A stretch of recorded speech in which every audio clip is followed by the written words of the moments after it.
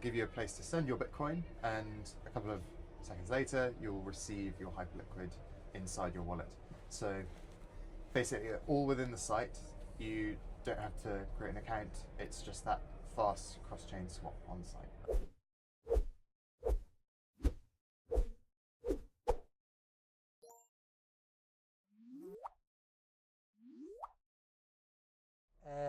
George Lennox, correct? That's me. Thanks for taking the time to speak with me at Consensus 2026. I did a little bit of research on SideShift.ai. It's processed 2 billion in volume without ever touching custody. 3 billion. 3 billion. Over 3 billion. I would like to understand what it actually means, and where you see non-custodial wallets going from here.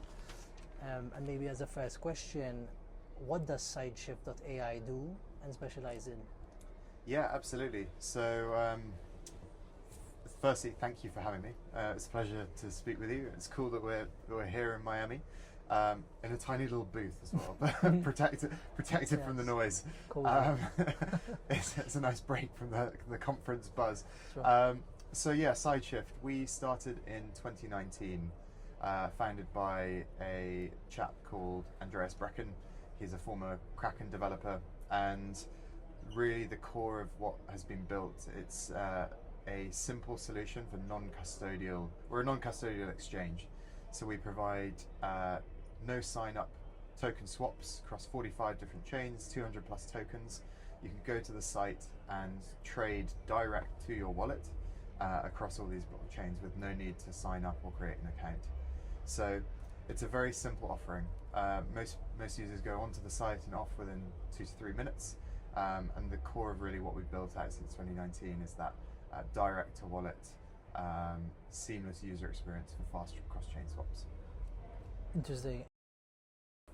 What is direct to wallet trading? What does that actually mean? Yeah, absolutely. So we are an exchange. However, you can't custody funds with us.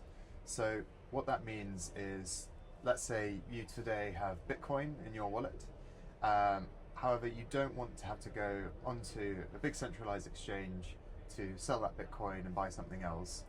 What you can do, all without having to, for those funds to leave your wallet, or for those tokens to leave your wallet, you can go onto SideShift and say, hey, with my Bitcoin, I actually now want to buy some Hype, because I want to open a DeFi position in Hyperliquid.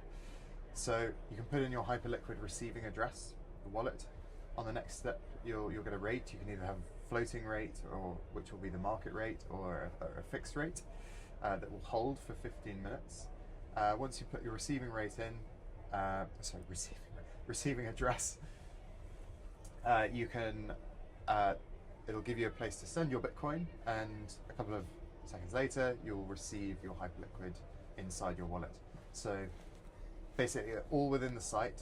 You don't have to create an account. It's just that fast cross-chain swap on site. So could you have another coin other than Bitcoin? Yeah, absolutely. Could you have Pepe coin? Yes, we've got some meme coins. Can you trade Pepe coin versus another meme coin? Absolutely, yeah. So are those like atomic swaps? So we support 45 or so different chains and 200 plus tokens. So you could trade your Pepe coin for Solana, you could trade it for Ethereum. Yeah, across any different chain. That's so crazy. All of our available tokens and chains you can swap across. So the user experience, let's say he has or she has Pepe coin on Kraken. Yeah. What does that person need to do to trade that Pepe versus Sheep, or that Pepe versus directly, not against anything else? So you said it was held on Kraken. Yeah. So really the focus of you could in theory do it from Kraken, but typically these are users who already have a wallet. They're not trading from a centralized exchange like Kraken, if that makes sense, because ultimately if it's on Kraken custody that token of that chain, not your keys, not your coin. So we at SideShift, the focus really is on that direct to wallet piece. It means that the user maintains custody of their tokens and of their funds. There's also another benefit, no, that Kraken doesn't offer the Kraken doesn't offer the pairing of pair versus sheep, whilst SideShift.ai does. Yeah, I mean, Is that correct? we have a broad range of tokens and chains. That is a benefit for sure. But really, the core is for the user is that they maintain custody in their wallet, and the funds are delivered directly to their wallet, and it's done in a easy, usable, and fast way. Really interesting. So basically, you're just saying the ones that have self-custody of their own stuff can trade, and they don't need a centralized exchange to do that Exactly. And this links to 3 billion in volume. Correct. Yes. Without custody. So so you have activity of 3 billion from cold wallets, basically. Yeah, a mixture of places. So that might be people using the site directly. We also have a number of partner integrations. So we're trusted by some of the biggest names in the space, the likes of Trezor, Bitcoin.com, Edge Wallet, several different wallets, but not exclusively. Certain applications also build in swap functionality into their application, and our API is it's open and it's free for anyone to connect. Is it safe? I mean, have you seen stuff happen on the side that is cause for concern, or so far since 2019 there's been no major hack or anything? Thankfully like that? not. Yeah, we have a perfect safety record. That's really cool, huh? Because I've been looking for this actually, and I'm struggling to find. Basically, I was struggling to find a pairing between, like, I want to trade meme coin versus meme coin, like, and it's cool that you can do that on this. Absolutely. And you can just transfer from Kraken to your cold wallet, and go from there. So at no point is your cold wallet at risk. And how can I get comfort in knowing that there's no risk, like, in that? Because all you're never disclosing any private key information. All you need to input is your receiving address for where you would like to receive your The public desired. address. Yes, exactly. Yes. So We certainly would never ask for private key information. It's only your public receiving address to receive your token. how good. So SideShift, are they like an aggregator? Find people. So in terms of how we provision the swap, if that's what you're asking. Yes, that's what I was asking. So we have our own inventory, but depending on the chain and the token, this can vary. We have an operations team that basically manage all of the flows. That is handled by a dedicated team. So yeah, it's a mixture really of our own inventory, but we potentially, depending on the token and the chain, may source liquidity from external sources. Can I ask you some questions now on wallet technology? So are wallets the next big opportunity in crypto?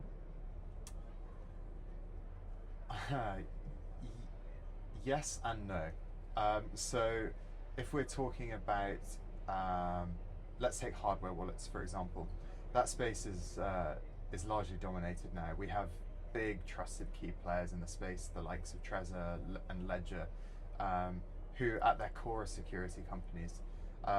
So I think it would be hard for a new hardware wallet to break onto the scene and unseat the kings of that space. However, the reason I said yes and no, I think where the opportunity lies within wallets is the in-wallet experience. So for example, in Trezor Suite, which is where we're integrated, we power the swaps inside Trezor Suite as one of the providers available. I think what users will be looking for now inside wallets is, can I perform swaps? Are the rates good? Does it happen quickly? Are they trusted sources? That's the sort of obvious answer, but other functionality inside that as well. Are there perhaps yield strategies that I can access with the stored funds? what other products and tooling that users can have access to inside the wallet application itself. I think there's interesting utility there. I was earlier at Sui Live.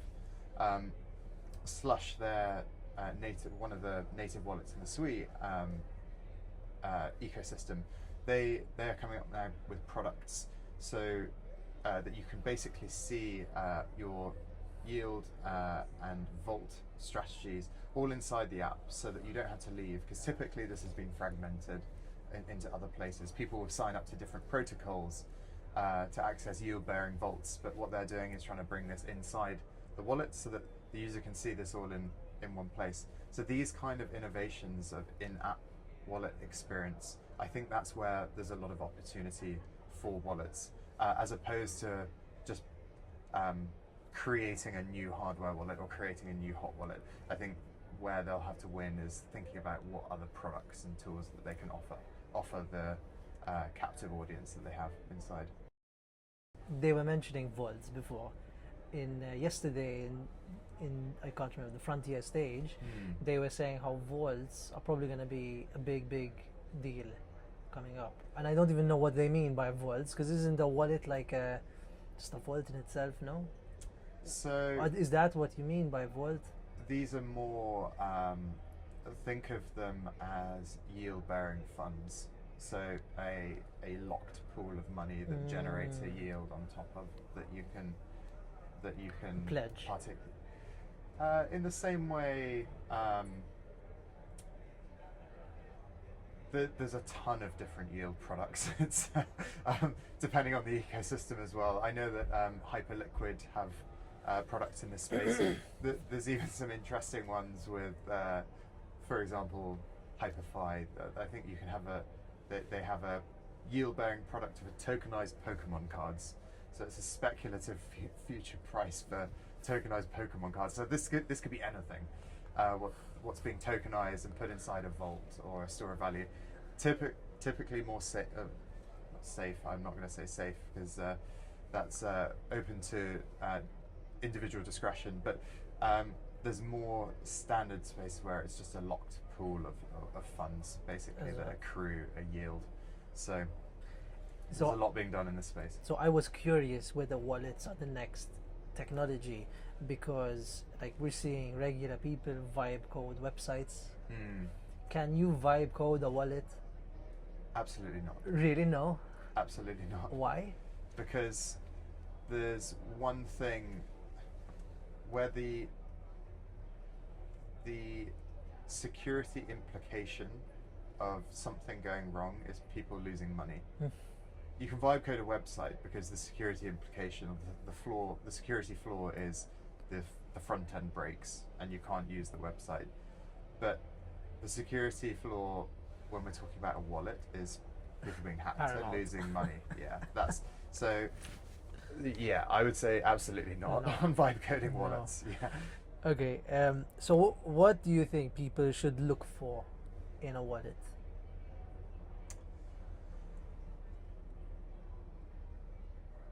A reputable source. I think this is the key.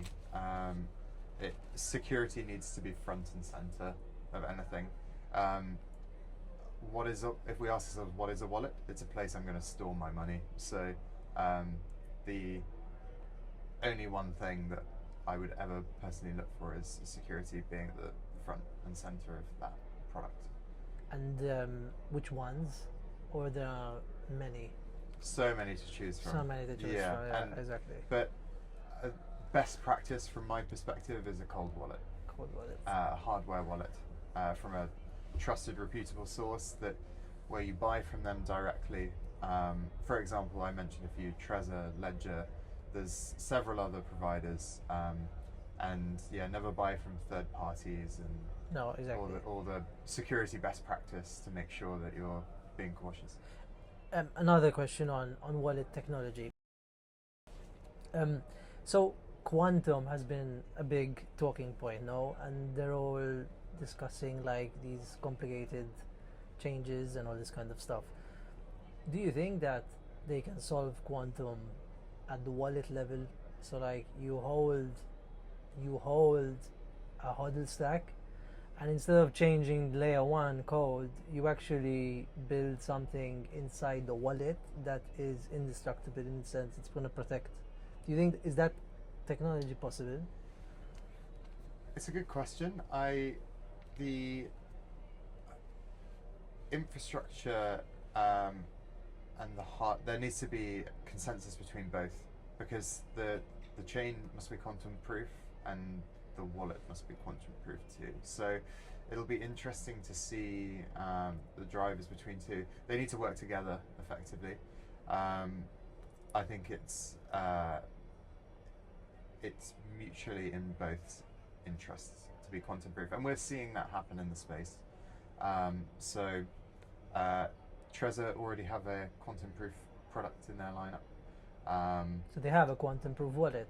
They do indeed. Trezor. Yes. Yeah, their latest model is quantum proof, and we're seeing more and more chains put effort and development resources thinking of a quantum proof future. The nice thing to see in this space is a lot of the learnings are being shared, because this is not just a chain specific or a wallet specific problem. This is an industry specific problem. So the fact that we work in an industry where transactions are cryptographically secured, it's in everyone's interest to make sure that we are resilient to a quantum proof future. Is non-custodial trading ready for mainstream, or is it still too technical? Sorry, please can you repeat the question? Is non-custodial trading ready for mainstream, or is it still too technical? Good question. I like this. I think it makes sense to a crypto audience, but I think yeah, I think where the effort lies and what we've done at SideShift is to make the user flow as easy as possible. So if you go onto the site, a lot of work has been done by the engineers to make that flow from landing on the page to knowing how to complete a shift or a trade as frictionless as possible. That being said, as an industry, I think I would struggle to convince my grandmother to use crypto still, because she would look at a wallet address and that would be just too much. Too much. So what I am encouraged to see is where the industry is heading in terms of thinking about simplicity and user outcomes. So, for example, if I send you a bank transfer, what matters to both of us is that the money I send and the money that lands in your account is the same. So, does the money that I sent to you, does it arrive quickly? Is it the right amount? And those are the core outcomes. In terms of how it got there, you know, most people don't care too much for how the modern banking system works and how money moves through the system. I think the same really happens for trading and direct wallet trading. We don't publicize, you know, the route of how we facilitate the swap through from Bitcoin to Solana. It's a fairly simple flow, and you can look this up on our integration documents, and that's all explained for how the API works fine. But as a retail user, most people don't care. What they care about is, can I swap my Bitcoin to Ethereum quickly? Yeah. Does it land in the wallet quickly? Is the rate that I saw on site, is that true? And that's where we put a lot of effort behind, to be transparent about the amount you receive, to how long it will take. And if there is a problem, thankfully they're rare, but these can happen. Is there someone that can step in to help? We have a 24/7 support team. There is a 24/7 support team. Absolutely, you can speak to a human being to step in and help. So what's the, okay, so can we go back to that example of Pepe, sheep. So you have Pepe and I would like to sell my sheep. Yeah. So we have to meet at the exact same 15-minute interval to make the swap. Not quite. No. I don't think, no. No. So you're talking about a person-to-person transaction. What the core offering of SideShift is, you have sheep, but you want Pepe. Mm-hmm. So you put in your Pepe receiving address and you'd send your sheep. and then you receive your Pepe. So I have to give my public address of both the coins that I have, one that I have and one that I want. No. Not even. If you go to the site, you just need to put in your receiving address to complete the shift. Right. Yes. Interesting. Okay. And so what's the main difference between a centralized exchange and this? So we don't custody any funds. Okay. Funds remit. We are just provisioning the coin swap. You can't. A centralized exchange holds funds. We don't hold funds. You don't have funds. Okay. So as my last question, most users, let's say, they struggle with the whole process of self-custody. Where do you see that going in the future? Do you think self-custody is going to increase or stagnate, or new entrants will move towards centralized exchanges? I hope not, because I did read that there was a statistic from last year. CoinLaw did a study, and 41% of crypto users keep their funds on the exchange. This is concerning. I don't think they realize the risk, because those tokens and coins that they think they own are not owned by them. If it's kept on the exchange owes them. All they've got is an IOU. So I think this is really an upfront education piece, because those 41% of users that are keeping their funds on the exchange, if we take from last year as published, I think there's 820 million active crypto users. So we're looking at 300 to 340 million people leaving their funds on an exchange. If the exchange shuts down, if it's hacked, if it goes bust, that money's lost. So it's a case of educating users of those risks.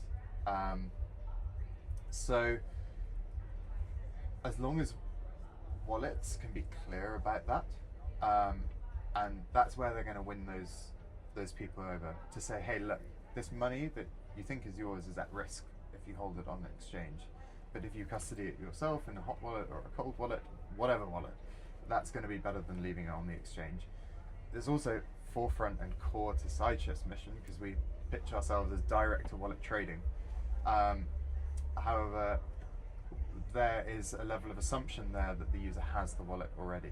So we want to be part of that, that's encouraging users to custody their own funds, trade from within inside their wallet, from that safety net of them holding their keys and their tokens within inside custody. So I think it will head in that direction. We do know from studies such as RFI Global did studies on payments last year, there is an increasing lack of trust for big institutions, especially when it comes to money. Just look at the 2008 financial crash. People couldn't take money out of the bank, and all the other numerous times in history where money has been lost through banks. So there is a growing movement of people more towards trusting themselves over trusting a third party. So I think the sentiment is there for all users to think about security and custody of their own funds. I think it's just a case of wallets and us in the industry being part of that to call out the safety implications of not taking those measures, basically.